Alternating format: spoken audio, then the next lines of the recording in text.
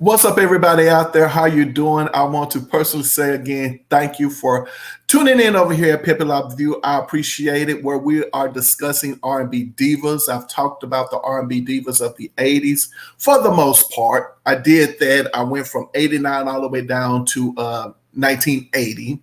I didn't cover all of them, but you're free to go back and, of course, look at all of those videos that I've covered R&B divas with. And I know that some fell through the crack, all right? Trust me, I am aware of that. I didn't cover as many as I wanted to cover in the 80s, especially this R&B diva right here that I am about to discuss. In the last video I just posted, I think it was the one I did on the best R&B soul album of 1993 at the Soul Train Music Awards. And I brought up a topic, and it was how I felt like, I think the divas in the category was Mary J. Blige for What's the 411, Mariah Carey for MTV Unplugged, CeCe Peniston for Finally, and Sade for Love Deluxe. Now, I mentioned in that video how I noticed that as the 90s started to come in,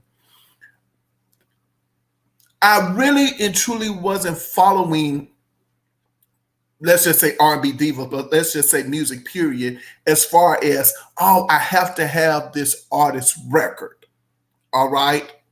I wasn't doing that. I wasn't interested in taking that journey with an artist. Prime example, love Mary J. Blige, the brand. I appreciate her image. I really and truly do. Whether or not if it's her, if it's authentic or not, that's neither here nor there. But I like her image. I like what she's about as far as her product is concerned. I do. And I think that's why I take this journey with her. But I have not always purchased all of her music.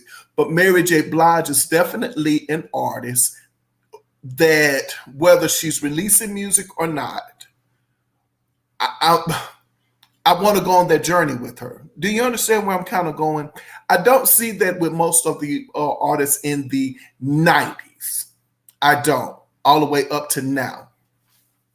R&B divas of the 80s, definitely. As you know, I will follow Patti LaBelle's career, whether she's releasing music or not. I will follow Anita Baker's career.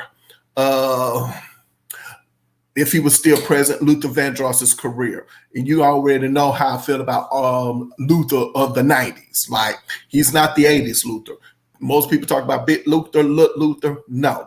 For me, it's the 90s Luther, because he steered away from a particular style of music and a particular style of production that I liked about him.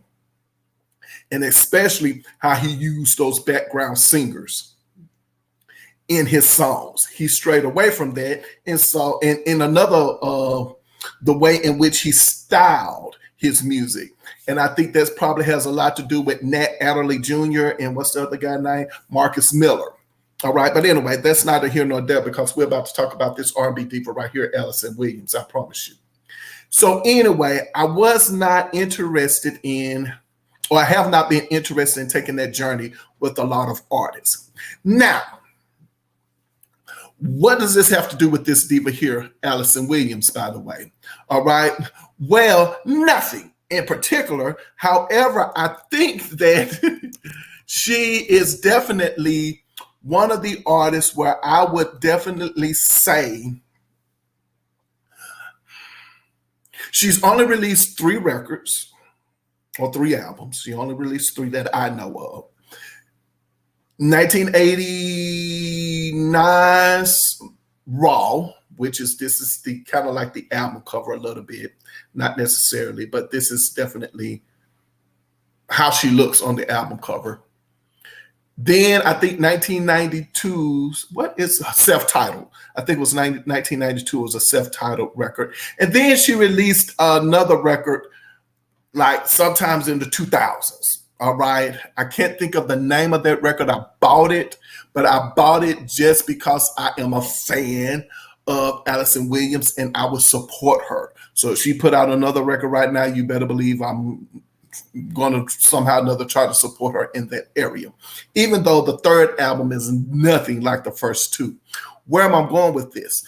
What I'm saying is that she is one of these artists here in 1989 when she emerges with her solo debut, is one of those artists that I would just follow. Lisa Fisher, even though she released one album in 1991, So Intense, I'm a Lisa Fisher, like I follow her. And I'm not talking about like on the internet. I'm talking about like I follow her, her career. I am intrigued, I guess you could say, with the brand Lisa Fisher. And I'm wondering now, how do we,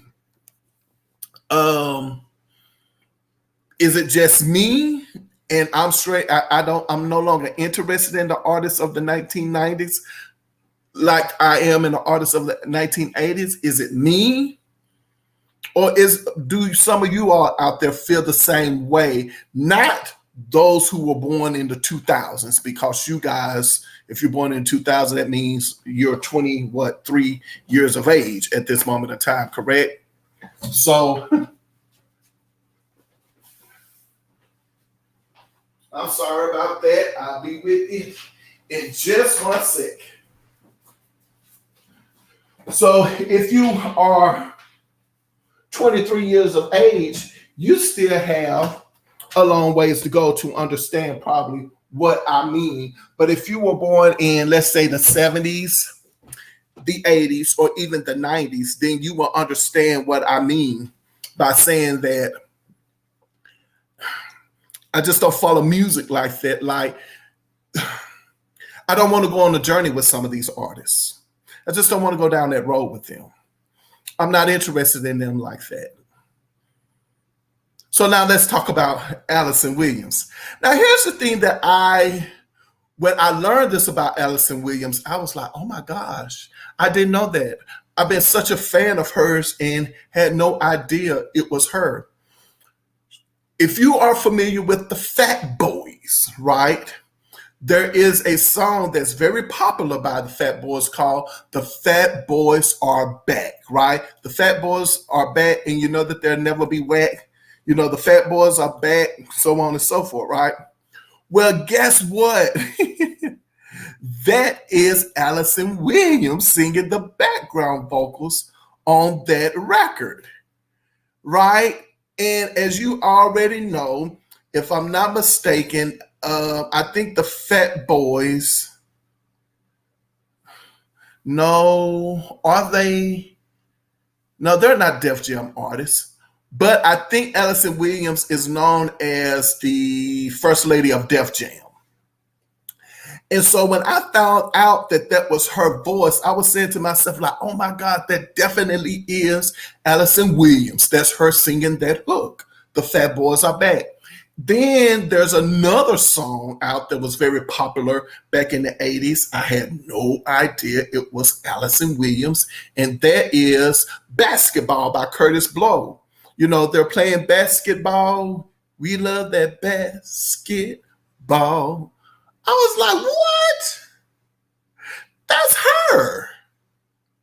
And, I'm just amazed at this moment in time how, I was so in love with, those songs, and to find out it was her, I was like, wow.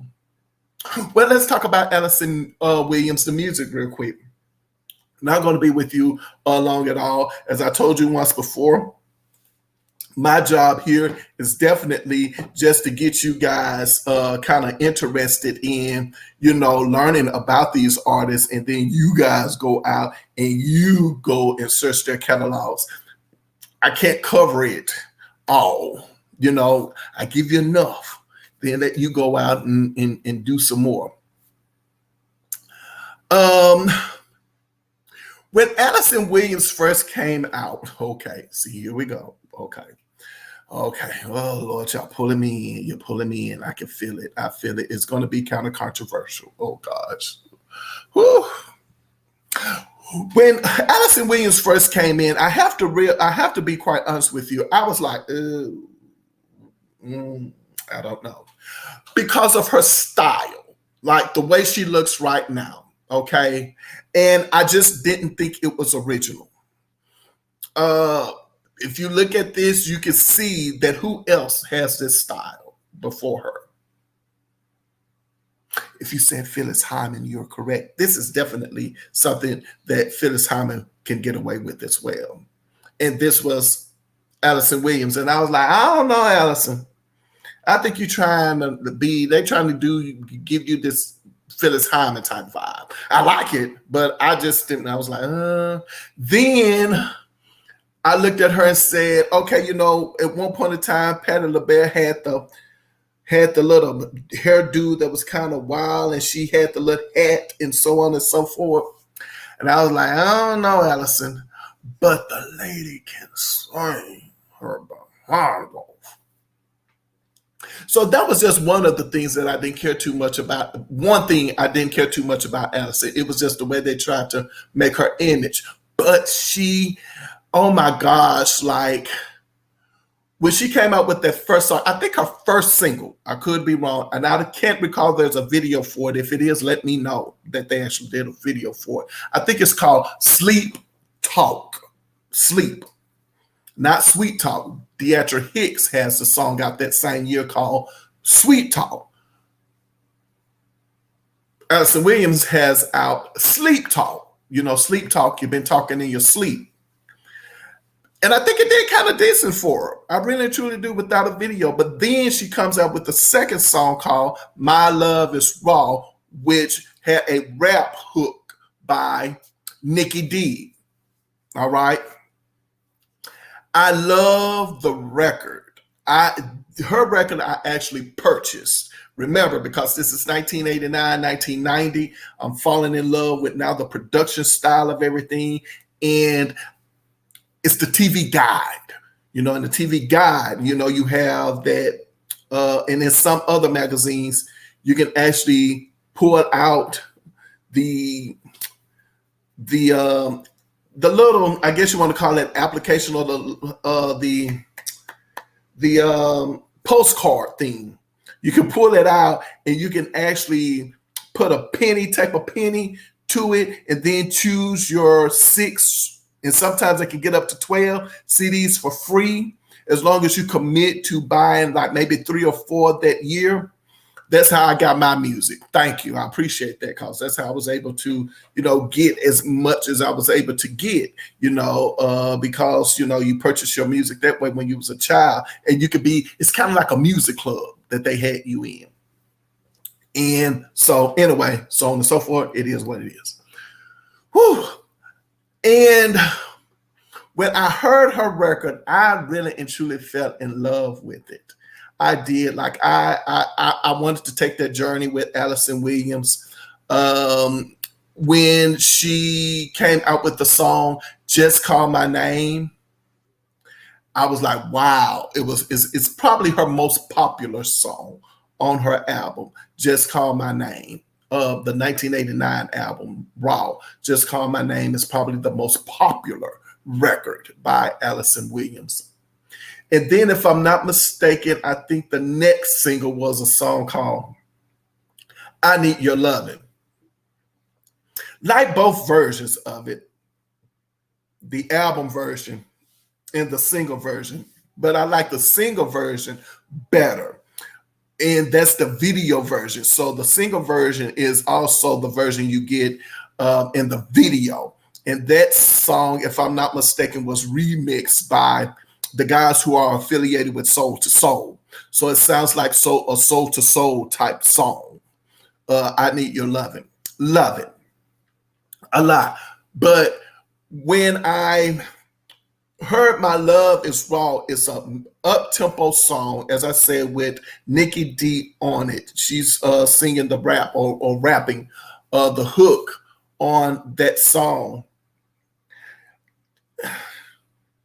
To me, she was, ooh, how can I put it?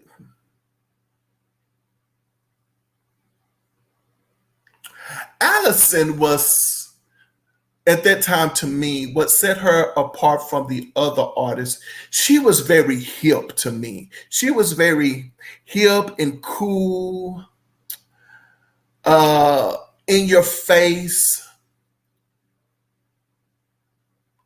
She, oh gosh, I can't describe it. She was definitely clothed.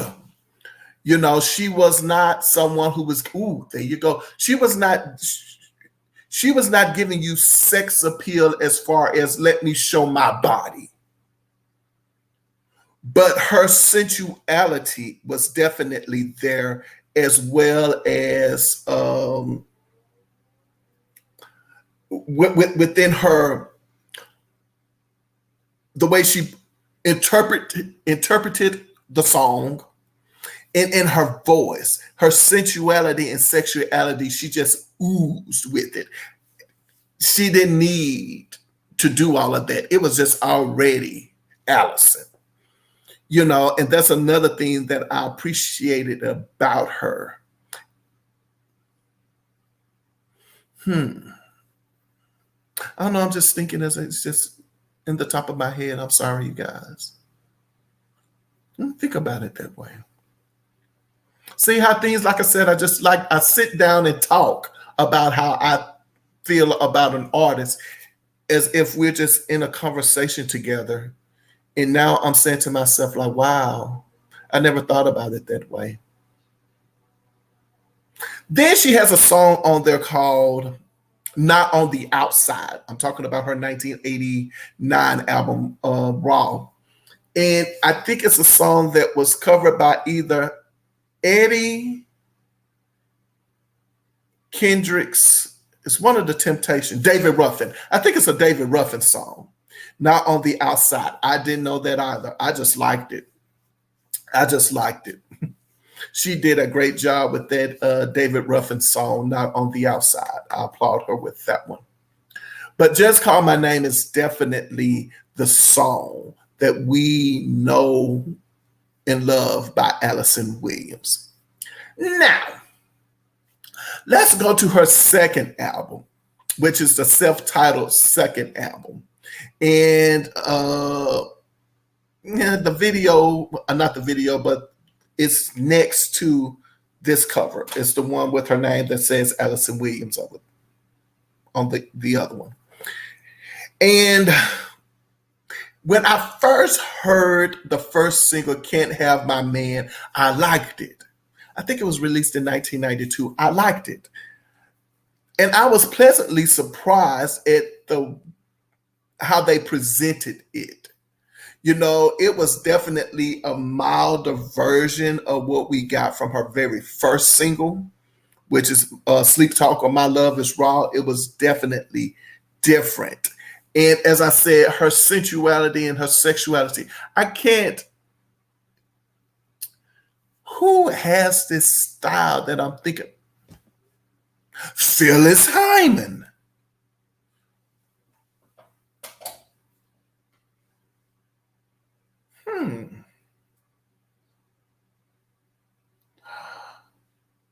Wow. You know what? We need to get Alyson. Has anybody ever asked her if I'm pretty sure she could have, who's not a fan of Phyllis Hyman? But I wonder. Phyllis Hyman, Anita Baker type sound that you get from her. That's interesting. Anywho, moving right along. But that's what you get from her. That if I could compare her with another artist, it would be Phyllis Hyman. And I think her second, I think the single was Can't Have My Man. And I think it was produced by Al B. Sure, wasn't it?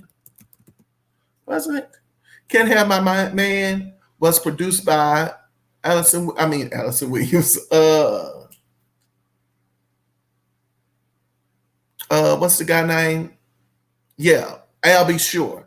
And then I think the next single, Just My Love, which is a song that Babyface and them did with The Deal. I don't think Babyface had anything to do with the record, but I think, what's that guy named? Oh gosh, there's a guy over there. Oh God, his name is coming to me. Not Daryl Simmons. Is it Daryl Simmons? I think it's one of the guys who is affiliated with the Babyface group. You know, that clique did the song. What is that guy's name? Oh gosh, what's that guy's name? Y'all know who I'm talking about. Oh God, what is that guy's name? Oh God. Oh, y'all know his name. Is it Daryl Simmons? I know it's one of the guys with The Deal. I know that much. He's with The Deal. Somebody help me out. He's with The Deal. He's with The Deal. Oh, what's that guy's name? Come on. It's on the tip of my tongue, y'all. If somebody know it, please tell me. If somebody know it, please tell me. Please tell me. Oh, God. Oh, God, I don't know that guy's name. It's going to come to me, and I'm going to put it in the comments. It's going to come to me. It's going to come to me. It's going to come to me. It's going to come to me. It's going to come to me. It's not coming to me just yet, but it's going to come. It's going to come. And he's in I think he's in The Deal. He's in The Deal. KO. Is it KO? Oh, anyway, I think he produced that record for her on there. It's not coming to me. Sorry about that. But I like Alyson Williams a lot, is what I'm saying. And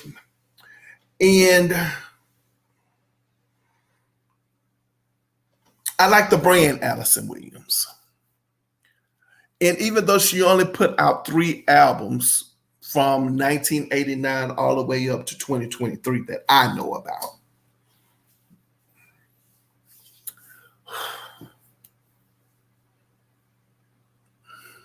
it's enough to make me want to continue to follow her career. And I guess the question that I'm asking today that I want to know is, why do we follow an artist? Why do we follow an artist? What is it about the artist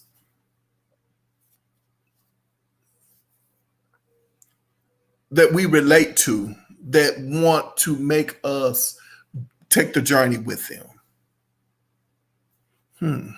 Just food for thought. That's just food for thought. We're like I said, I'm not trying to keep you long, but it's Alyson Williams. Check out Alyson Williams. All right. You won't be disappointed. All right. You won't be disappointed. I can go on and on and on about all kinds of things about her, but I want to just talk to you guys about taking out that opportunity to discover what she's about and who she is musically, and now that I think about it, did she show up on any award shows? Did she? Because every now and then I'm kind of intrigued about some of the artists who I find out who was actually nominated for, let's just say, Soul Train Music Awards or so on and so forth. I can't remember her name coming up in 1990. Soul Train Music Awards. And if you guys can tell me, I appreciate it, but I just don't remember her name coming up. So let me know. I was actually pleasantly surprised when I found out that Vesta Williams was actually nominated for a Soul Train Music Award for the song Congratulations. I really was, because I was like, oh, I didn't know that. But I don't remember Alyson Williams getting any nominations at all. I don't. That's why I'm trying to find out. I don't think she did.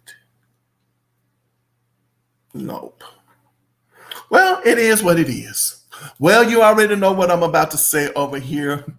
Hi, I want to just say again, over here at Pepe La View, we believe in putting your behind where your heart desires to be. Remember, whenever I leave my mother's presence, she always says to me, baby, I love you. But remember, God loves you best. And on that note, I'm looking forward to seeing you next video. And I'm sure I will see you next video.